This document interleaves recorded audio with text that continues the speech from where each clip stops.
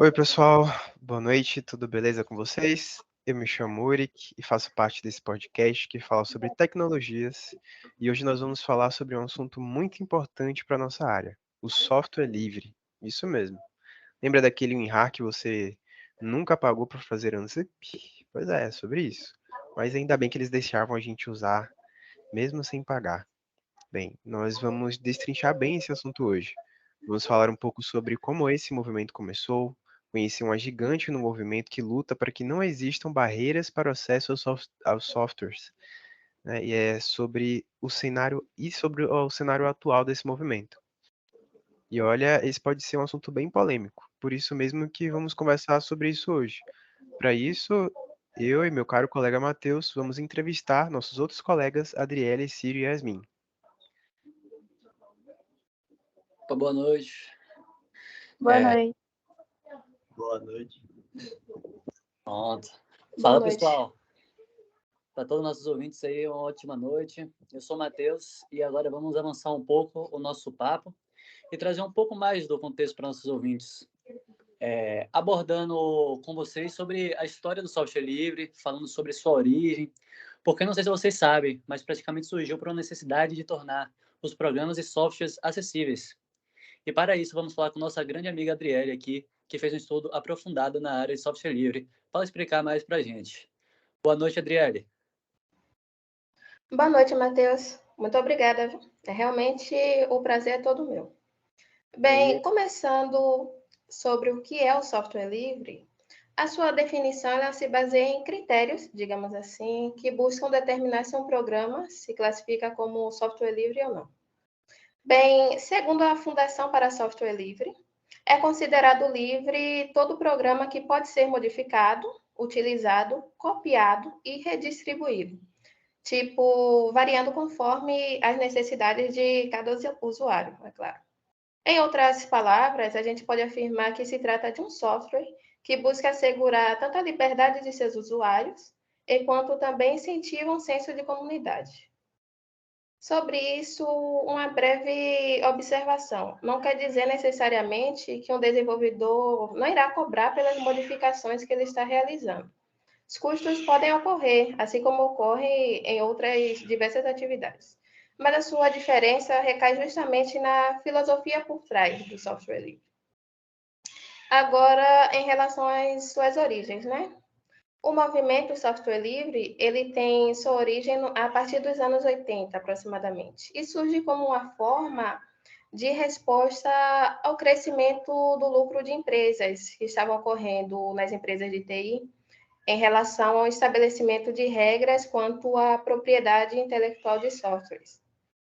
Esse conceito ele foi introduzido inicialmente por Richard Stallman, lá nos anos 80. E Stallman ele sempre se posicionou contra a existência de softwares proprietários. E existe até uma situação bem interessante que vale a pena falar sobre a sua origem.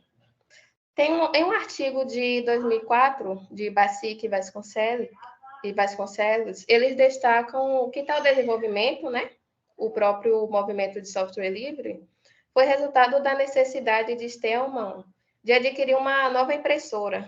Lá na época que ele trabalhava no laboratório de inteligência artificial do MIT, que havia quebrado, ele precisava substituir sua antiga impressora por uma nova.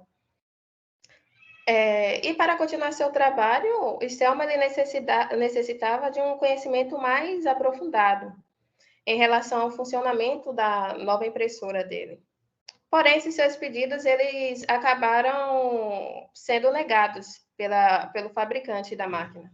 Foi então nesse momento que Stallman, como os dois autores apontaram no artigo, ele passa a desenvolver a ideia de software livre, em pensar em formas de tornar programas e softwares mais acessíveis. É assim que surge o movimento do software livre, inicialmente. E agora outra coisa que foi perguntada foi em relação aos princípios do software livre. Bem, a partir do software livre, de maneira geral, são asseguradas as seguintes liberdades para os usuários. A liberdade zero, que é definida como a liberdade de executar um programa como você desejar, para qualquer propósito. A liberdade 1, que se refere à liberdade de estudar como o programa funciona, adaptá-lo às suas necessidades. Para tanto, existe o acesso ao código-fonte de um programa. Esse é um dos seus principais diferenciais. Tem também a liberdade de redistribuir cópias, de modo que você possa ajudar outras pessoas. Por isso que esse sentimento de comunidade se faz presente na filosofia do software livre. E, além disso, também a liberdade de distribuir cópias de suas versões modificadas para outros usuários. Dessa forma, toda a comunidade acaba tendo essa chance de se beneficiar das mudanças que foram realizadas no programa. E é basicamente isso em relação a esses conceitos. Muito Isso obrigada. aí. A gente é que agradece, Adriele. Uma ótima explicação sobre o assunto. E vamos lá, vamos seguir com o nosso podcast. Bem, em alguns casos, pode parecer que isso só afeta os programadores. Afinal, são eles que constroem os softwares. Eles que passam horas procurando um bug e no final descobrem que só faltava um ponto e vírgula. E com certeza pode, se beneficiar de ter mais recursos à sua disposição. Mas não é só sobre código. Está presente no nosso dia a dia. Se você está nos ouvindo agora, é um software que está tornando isso possível. Muitas vezes até cometemos o engano de pensar que temos muitos softwares livres, né, de livre acesso, porque são gratuitos, mas às vezes é apenas uma ilusão. Se você usa YouTube, Instagram, Facebook, WhatsApp, entre outros, pode ter essa sensação, mas em algum desses casos você acaba sendo produto, por compartilhar seus dados ou por ser espectador de anúncios. Você acaba sendo o produto por compartilhar isso. Bem, esses programas passaram a fazer parte da nossa vida e com certeza afeta a todos nós, tendo um conhecimento profundo sobre o assunto ou não. E para tratar sobre esse assunto, convidamos o nosso convidado, nosso colega Ciro Azi, para falar um pouco mais sobre isso. Fala aí, Ciro. Opa, boa noite. Valeu, Uri, pela introdução. E aí é isso, eu vou falar um pouco, aprofundar um pouco do impacto do software livre na sociedade, né? Principalmente nessa parte de não é apenas no código, né? E antes de aprofundar nisso, né, a gente tem que entender que por trás do software livre tem essa filosofia que muda e vem mudando a nossa relação com a tecnologia, né? E esse princípio da filosofia do software livre, ele é principalmente baseado na colaboração. E temos o Linux como o grande projeto dessa filosofia, né? Que todo mundo conhece. A grande maioria das pessoas conhece, mas é basicamente um sistema operacional de código aberto que é utilizado por bilhões ou bilhões, se duvidar, acho que já deve ter bilhões de dispositivos, que ele começou é, desde quando ainda era Minix, desde o início do seu desenvolvimento. Ele é construído por uma comunidade global de desenvolvedores que compartilham dessa visão de mundo de colaboração, né? Quantos projetos e quantas aplicações essenciais funcionam hoje por causa do Linux, né? O Linux hoje está até no espaço, né? Utilizado em satélites e entre tantas coisas. E além disso, a filosofia vai além do código. É uma comunidade unida por valores que vão além do digital na sociedade. E é isso. Quando a gente fala de software livre, é um exemplo que eu gosto bastante de falar, que não tem como deixar de falar do Firefox, né? Que surgiu ainda como que teve o seu precursor, o Netscape, ainda lá em 94, que desde aquela época ele já era uma solução de código aberto que rivalizava com os softwares proprietários da época, como o da Microsoft, da Internet Explorer. E logo em seguida veio o Firefox, que é basicamente um navegador de código aberto, que é uma alternativa robusta ao monopólio de outros navegadores proprietários, né? Vocês sabem quais são, e convida a todos os usuários a participar do projeto de alguma maneira, seja desenvolvendo, traduzindo, deixando mais acessível o que traz o usuário não apenas a ser um consumidor, e além também para ser uma peça ativa na criação de tecnologia, né? Logo quando você abre o Firefox, a primeira tela que abre é o manifesto da Mozilla, que lá tem todas essas informações que incentiva o usuário a participar da criação do Firefox. E agora, um outro exemplo, só que mais voltado para a educação, temos o projeto do Scratch, que é um outro software livre, que é uma ferramenta uma ferramenta visual de programação que vem mudando a maneira como a programação é ensinada e aproximada principalmente para crianças, mas também jovens e adultos que querem aprender a programar de uma maneira mais acessível e interativa. Incentiva a criatividade e traz essas pessoas mais perto da tecnologia. É uma ideia que ensina a programar. É bem interessante. Você vai arrastando blocos e vai criando lógicas, e a partir disso acaba incentivando e trazendo programação mais cedo para as pessoas, né? Um produto voltado a crianças. E o grupo que coordena o Scratch também disponibiliza diversos cursos gratuitos para que o sistema não seja só uma ferramenta, mas um facilitador para o aprendizado.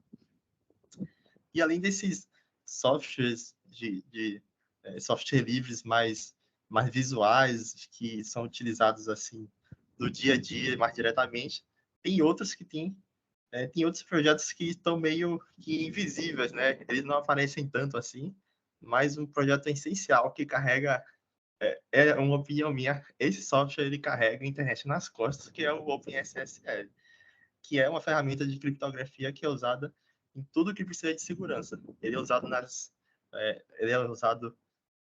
nas conexões encriptadas, ele que faz o handshake do TLS ser criptografado, ele é utilizado também não apenas na conexão, mas também em dispositivos móveis para encriptação de hardware local, etc.